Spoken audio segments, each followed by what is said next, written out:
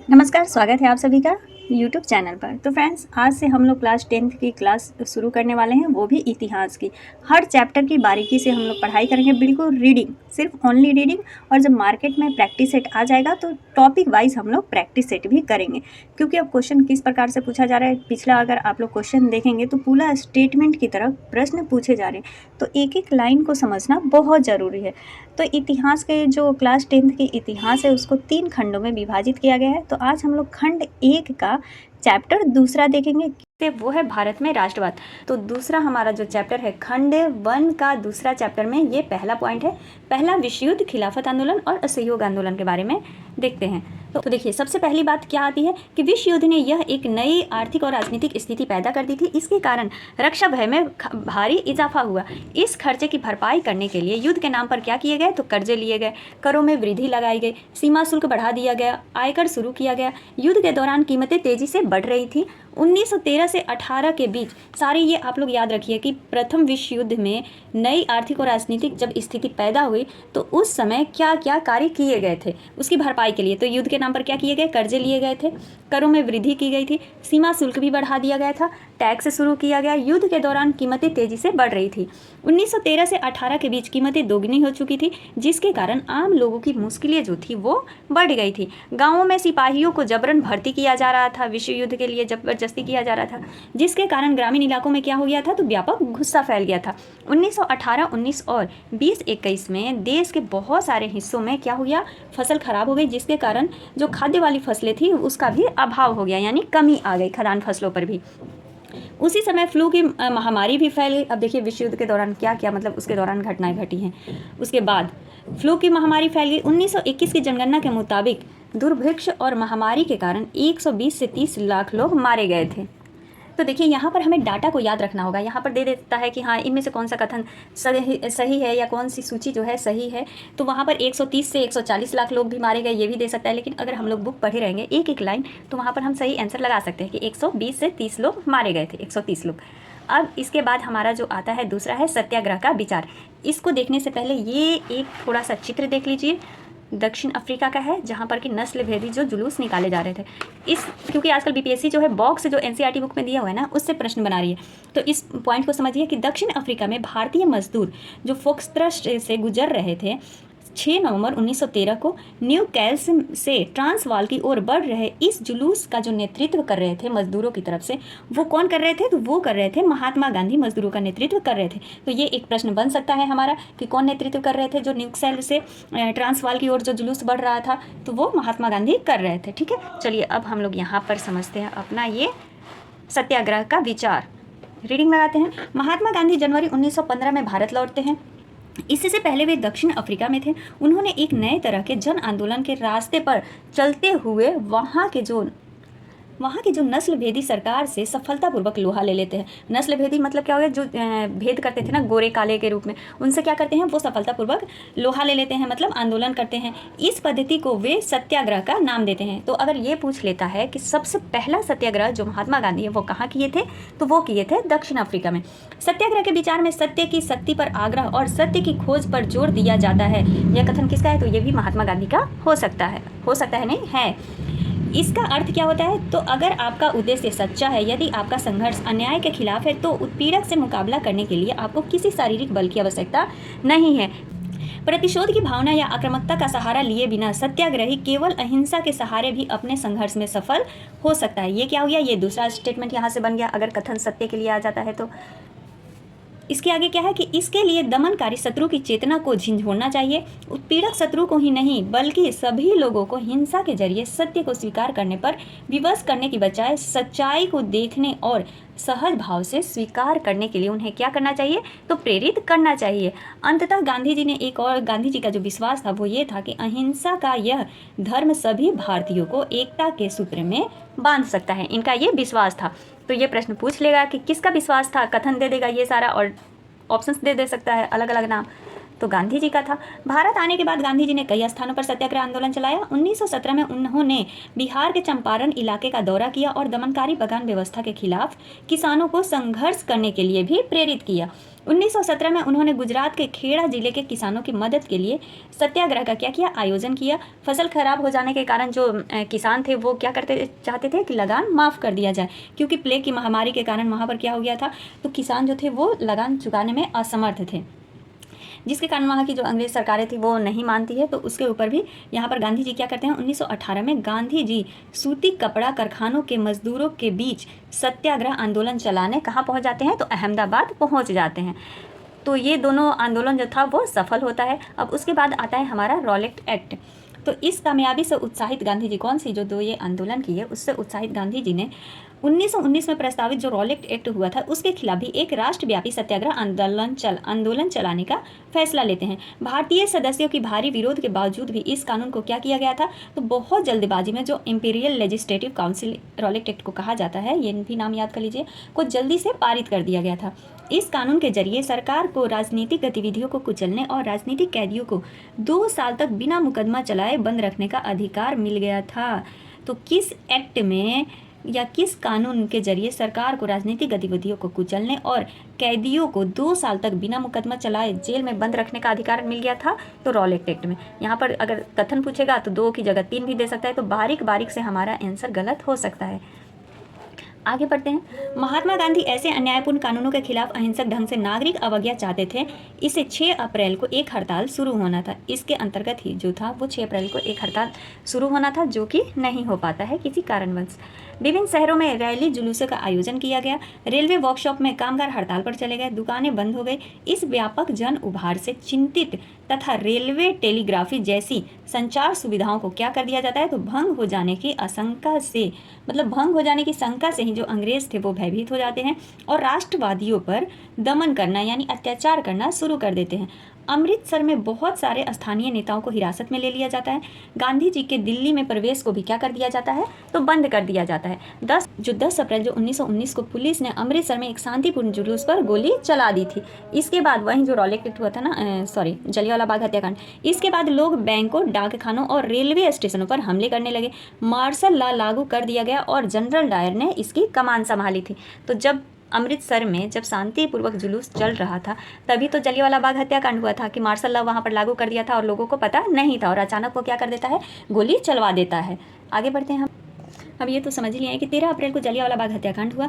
उस दिन अमृतसर में बहुत सारे गांव वाले सालाना बैसाखी मेले में शिरकत करने के लिए जलियांवाला बाग में जमा हुए थे। काफ़ी लोग तो सरकार द्वारा लागू किए गए दमनकारी कानून का विरोध प्रकट करने के लिए एकत्रित हुए। यह मैदान चारों तरफ से भंग हो गया था।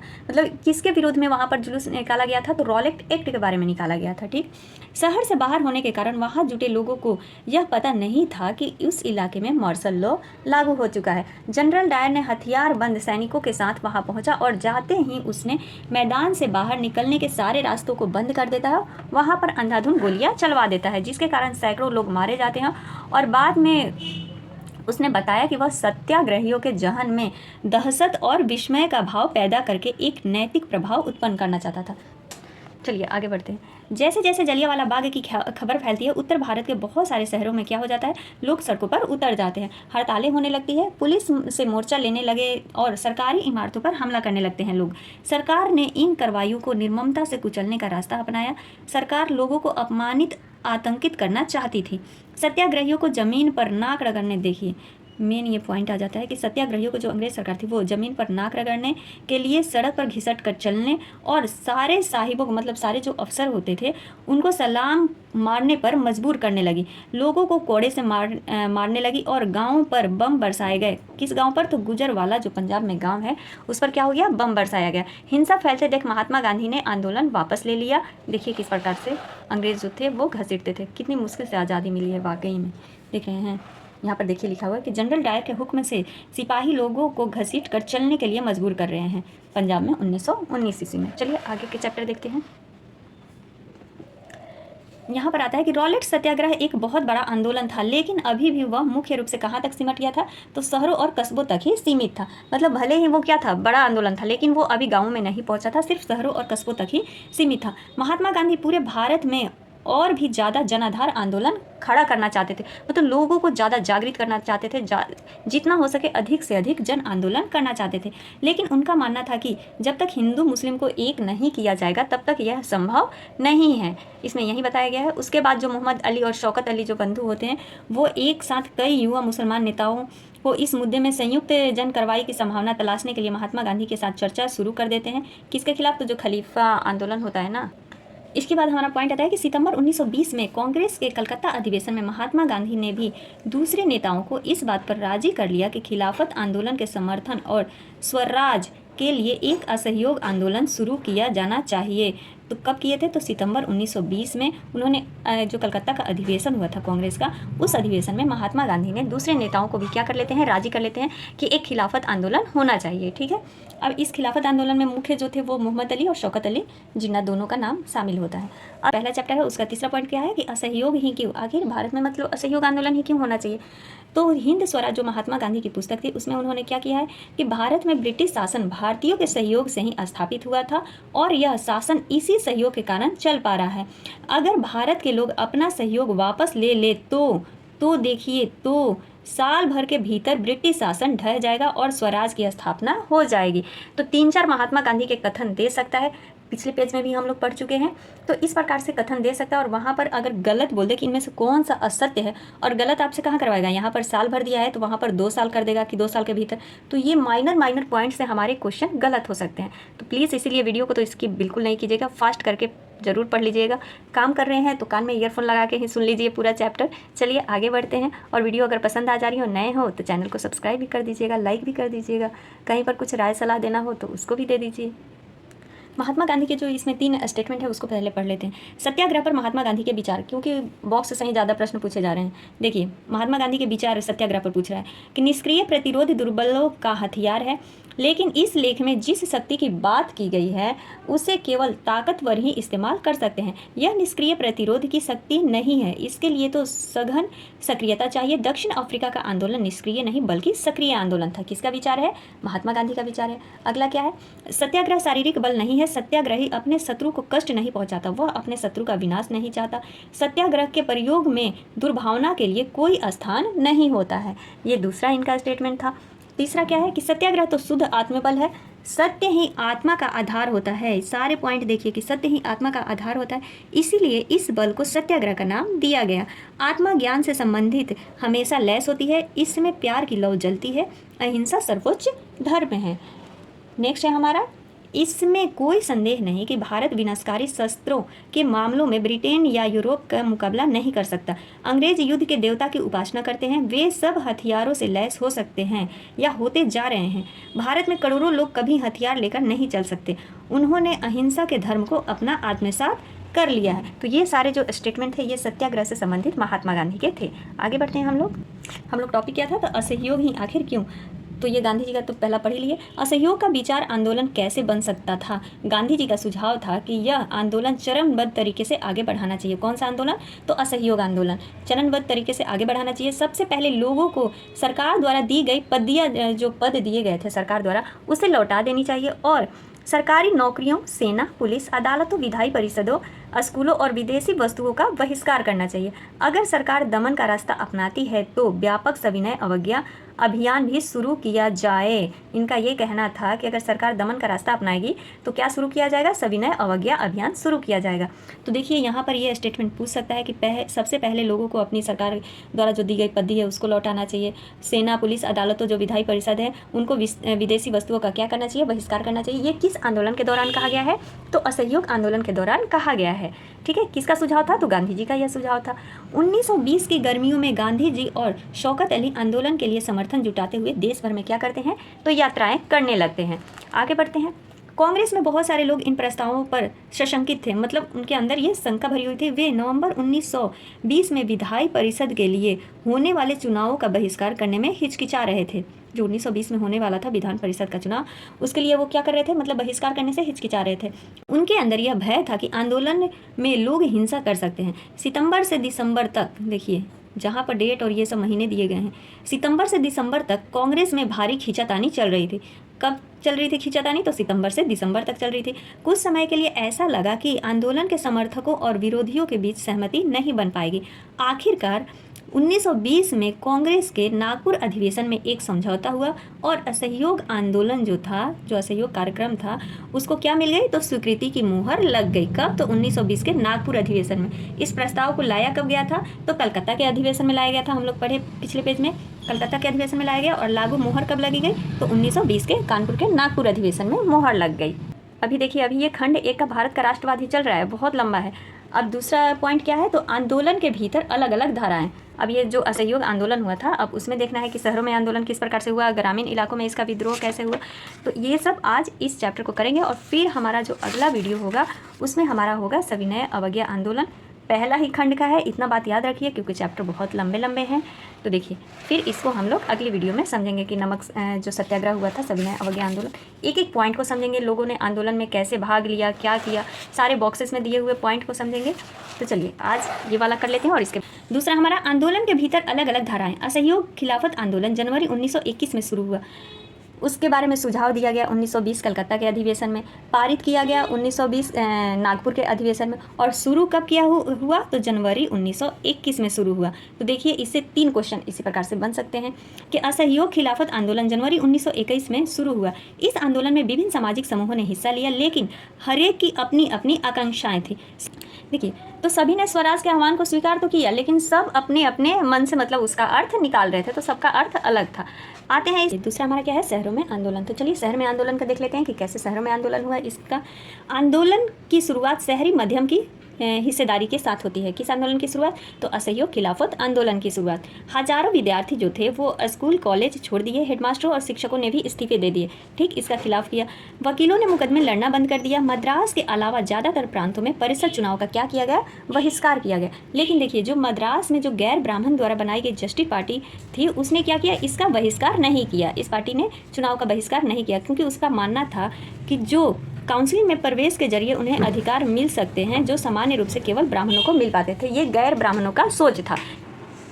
अगला है हमारा कि आर्थिक मोर्चे पर असहयोग का जो असर था वो ज़्यादा नाटकीय रहा। विदेशी सामानों का बहिष्कार किया गया। शराब की दुकानों की पिकेटिंग की गई। देखिए, अब पिकेटिंग का क्या अर्थ होता है इसको देख लीजिए, क्योंकि ये पूछ सकता है कि पिकेटिंग का मतलब क्या होता है। तो पिकेटिंग का मतलब होता है प्रदर्शन या विरोध का ऐसा स्वरूप जिसमें लोग किसी दुकान, फैक्ट्री या दफ्तर के भीतर जाने का रास्ता रोक लेते हैं। उसको क्या कहते हैं? तो उसको पिकेटिंग कहते हैं। ठीक है, तो यहाँ पर पिकेटिंग की गई थी शराब की दुकानों की।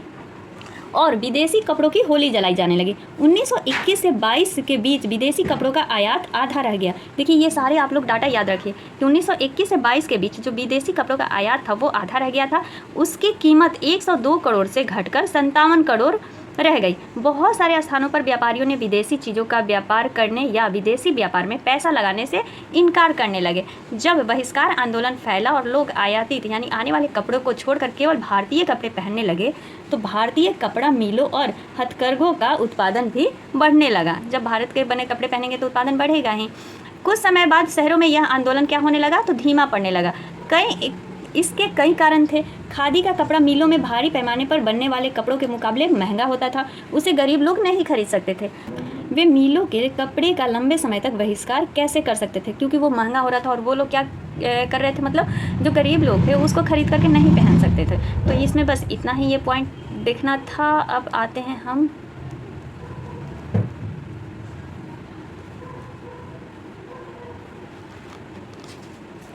अब देखते हैं ग्रामीण इलाकों में विद्रोह कैसे किया गया इसका। तो शहरों से बढ़कर असहयोग आंदोलन देहात में भी फैल गया था। युद्ध के बाद देश के विभिन्न भागों में चले किसान व आदिवासियों के संघर्ष भी इस आंदोलन में समा गए थे। कौन से? तो असहयोग खिलाफत आंदोलन में। तो चलिए हम देखते हैं कि ग्रामीण इलाकों में जो है आंदोलन का प्रभाव किस प्रकार रहा, जो असहयोग खिलाफत आंदोलन चल रहा था। तो अवध में सन्यासी बाबा रामचंद्र किसानों का नेतृत्व कर रहे थे। बाबा रामचंद्र इससे पहले फिजी में गिरमिटिया मजदूर के तौर पर काम कर चुके थे। उनका आंदोलन तालुकदारों और जमींदारों के खिलाफ था। उनका आंदोलन किसके खिलाफ था? तो तालुकदारों और जमींदारों के खिलाफ था, जो किसानों पर भारी भरकम लगान लगाते थे। देखिए अब यहाँ पर एक महत्वपूर्ण बात होती है कि किसानों की यह मांग थी कि लगान कम किया जाए, बेगार खत्म हो जाए और दमनकारी जो जमींदार थे उनका सामाजिक बहिष्कार किया जाए। बहुत सारे स्थानों पर तो जमींदारों को नाई धोबी की सुविधाओं, जैसे उनके बाल काटने का, कपड़ा धोने वाला जो सुविधाएं था, उनसे वंचित करने के लिए पंचायतों ने नाई धोबी बंद करने का फैसला लिया। जून 1920 में जवाहरलाल नेहरू ने अवध के गाँवों का दौरा किया, गाँव वालों से बातचीत की और उनकी व्यथा समझने का प्रयास किया। अक्टूबर तक जवाहरलाल नेहरू, बाबा रामचंद्र तथा कुछ अन्य लोगों के नेतृत्व में अवध किसान सभा का गठन किया गया। तो किसके नेतृत्व में? जवाहरलाल नेहरू और बाबा रामचंद्र, इन दोनों का नाम याद रखना है। अक्टूबर तक किया गया। महीने भर में इस पूरे इलाके के गाँव में संगठन की 300 से ज़्यादा शाखाएं बन चुकी थी। अगले साल जब असहयोग आंदोलन शुरू हुआ तो कांग्रेस ने अवध के किसान संघर्ष को इस आंदोलन में शामिल करने का प्रयास किया, लेकिन किसानों के आंदोलन में ऐसे स्वरूप विकसित हो चुके थे जिनसे कांग्रेस का नेतृत्व खुश नहीं था। मतलब जो अवध का जो आंदोलन था ना, किसान आंदोलन, उसे कांग्रेस के जो नेतृत्व करता थे वो खुश नहीं थे। ऐसे में 1921 में जब आंदोलन फैला तो तालुकदारों और व्यापारियों के मकानों पर हमले होने लगे, जो कि तालुकदारों और जमींदारों के खिलाफ कौन थे? तो बाबा रामचंद्र थे। होने लगे, बाजारों में लूटपाट होने लगी और अनाज के गोदामों पर कब्जा कर लिया गया। बहुत सारे स्थानों पर स्थानीय नेता किसानों को समझा रहे थे कि गांधी जी ने ऐलान कर दिया है कि अब कोई लगान नहीं भरेगा और जमीन गरीबों में बांट दी जाएगी। ये महात्मा का नाम लेकर लोग अपनी सारी कार्रवाइयाँ, आकांक्षाओं को सही ठहरा रहे थे। देखिए, महात्मा गांधी का नाम ले लेकर के ये सारे कार्य किए जा रहे थे। आदिवासी किसानों ने महात्मा गांधी के संदेश और स्वराज के विचार का कुछ और ही मतलब निकाला। उदाहरण के लिए जैसे देख लेते हैं कि उनने क्या मतलब निकाला। आंध्र प्रदेश के गुड़ेम पहाड़ियों में 1920 के दशक की शुरुआत में एक उग्र गुरिल्ला आंदोलन फैल गया। कांग्रेस इस तरह के संघर्ष को कभी स्वीकार नहीं कर सकती थी। जो गुरिल्ला आंदोलन था उसको कभी स्वीकार कांग्रेस वाले नहीं करते थे। 1928 में वल्लभ भाई पटेल ने गुजरात के बारदोली तालुका में किसान आंदोलन का नेतृत्व किया, जो कि भू राजस्व को बढ़ाने के खिलाफ था। यह बारदोली सत्याग्रह के नाम से जाना जाता है। यह आंदोलन वल्लभ भाई पटेल के सक्षम नेतृत्व के तहत सफल रहा। इस संघर्ष का प्रचार व्यापक रूप से हुआ और इससे भारत के कई हिस्सों में अत्यधिक सहानुभूति भी प्राप्त हुई। ये अभी ग्रामीण इलाकों का विद्रोह ही चल रहा है फ्रेंड्स। तो देखिए, जो वन क्षेत्रों की तरह यहाँ भी अंग्रेज सरकार ने बड़े बड़े जंगलों में लोगों को के दाखिल होने पर पाबंदी लगा दी। लोग इन जंगलों में ना तो मवेशियों को चरा सकते थे और ना ही जलावन के लिए लकड़ी और फल बीन सकते थे। इससे पहाड़ों के लोग परेशान और गुस्सा थे। न केवल उनकी रोजी रोटी पर असर पड़ रहा था, बल्कि उन्हें लगता था कि उनके परंपरागत अधिकार भी छीने जा रहे हैं। जब सरकार ने सड़कों के निर्माण के लिए बेगार करने पर मजबूर किया तो लोगों ने बगावत कर दी। उनका नेतृत्व करने वाले अलूरी सीताराम, नाम याद कर लीजिए कि उनका नेतृत्व जो करते थे अलूरी सीताराम राजू, एक दिलचस्प व्यक्ति थे। इनका पूरा नाम था। उनका दावा था कि उनके पास बहुत सारी विशेष शक्तियां हैं, वह सटीक खगोलीय अनुमान लगा सकते हैं। अच्छा, अलूरी सीताराम राजू के पास लोगों को स्वस्थ कर सकते हैं तथा गोलियां भी उन्हें नहीं मार सकती मार सकती है। ये इनका दावा था अलूरी सीताराम राजू का। राजू के व्यक्तित्व से चमत्कृत विद्रोहियों को विश्वास था कि वह ईश्वर का अवतार हैं। लोग उनको क्या मानने लगे? ईश्वर का अवतार मानने लगे। राजू महात्मा गांधी की महानता के गुण गाते थे। उनका कहना था कि वह असहयोग आंदोलन से प्रेरित हैं। उन्होंने लोगों को खादी पहनने तथा शराब छोड़ने के लिए भी प्रेरित किया। साथ ही उन्होंने यह दावा किया कि भारत अहिंसा के बल पर नहीं बल्कि केवल बल प्रयोग के जरिए ही आज़ाद हो सकता है। ये किनका कथन था? तो ये राजू का था, जिनका पूरा नाम क्या है? अलूरी सीताराम राजू। गुड़ेम विद्रोह ने पुलिस थानों पर हमले किए, ब्रिटिश अधिकारियों को मारने की कोशिश की और स्वराज प्राप्ति के लिए गुरिल्ला युद्ध चलाते रहे। 1924 में राजू को फांसी दे दी गई। राजू अपने लोगों के बीच लोकनायक बन चुके थे। बगानों में स्वराज से ज़्यादा पॉइंट नहीं है। इसमें यह है कि महात्मा गांधी के विचार और स्वराज की अवधारणा के बारे में मजदूरों की अपनी समझ थी, मतलब उनकी एक अपनी अलग समझ थी। असम के बागानी मजदूरों के लिए आज़ादी का मतलब यह था कि उन चार दीवारियों से जब चाहे आ जा सकते हैं। उनका मतलब यह था, जिसमें उनको बंद करके रखा गया था। उनके लिए आज़ादी का मतलब था कि वे अपने गाँवों से संपर्क रख पाएंगे। ये किन के लिए? तो असम के जो बागानी मजदूर थे। 1859 के इंग्लैंड इमिग्रेशन एक्ट के तहत बागानों में काम करने वाले मजदूरों को बिना इजाज़त बागान से बाहर जाने की छूट नहीं होती थी। तो 1859 के जो इंग्लैंड में जो इमिग्रेशन एक्ट आया था उसके अकॉर्डिंग यह इजाज़त उन्हें विरले ही कभी मिलती थी, मतलब कभी कभार ही ऐसा हो सकता था कि मिलती थी। जब उन्होंने असहयोग आंदोलन के बारे में सुना तो हजारों मजदूर अपने अधिकारों की अवहेलना करने लगे। उन्होंने बागान छोड़ दिए। ठीक, जो मजदूर थे वे बागान छोड़ दिया और अपने घर को चल गए। वहाँ पर वे क्या करते हैं, तो उनको लगता है कि गांधी अब राज कौन सा आ रहा है, तो गांधी राज आ रहा है, इसलिए अब तो हर एक को गांव में ज़मीन मिल जाएगी। लेकिन वे अपनी मंजिल पर नहीं पहुँच पाए और रेलवे और स्टीमरों की हड़ताल के कारण वे रास्ते में ही फंस गए तथा उन्हें पुलिस ने पकड़ लिया और उनकी बुरी तरह से पिटाई हो जाती है। इस स्थानीय आंदोलनों की अपेक्षाओं और दृष्टियों को कांग्रेस के कार्यक्रम में परिभाषित नहीं किया गया था। उन्होंने तो स्वराज शब्द का अपने अपने हिसाब से अर्थ निकाला था।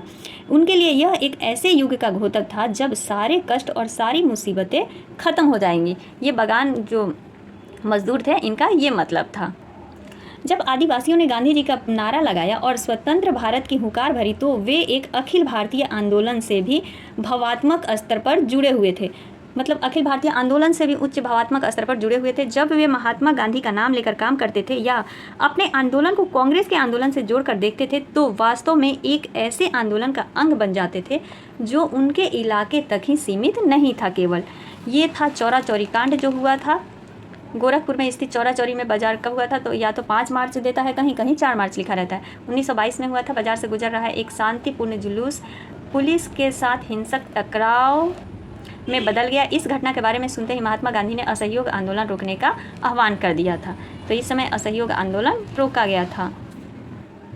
और इस चैप्टर को हम लोग नेक्स्ट वीडियो में पढ़ेंगे पार्ट 2 में, यानी सविनय अवज्ञा आंदोलन से, क्योंकि ये भी अभी बहुत चैप्टर है, 1 2 3 4 5 पेज है अभी, ठीक है, जिसमें कि महत्वपूर्ण वाक्य दिए हुए हैं जो कि हमारे एग्ज़ाम की दृष्टि से बहुत ही महत्वपूर्ण है।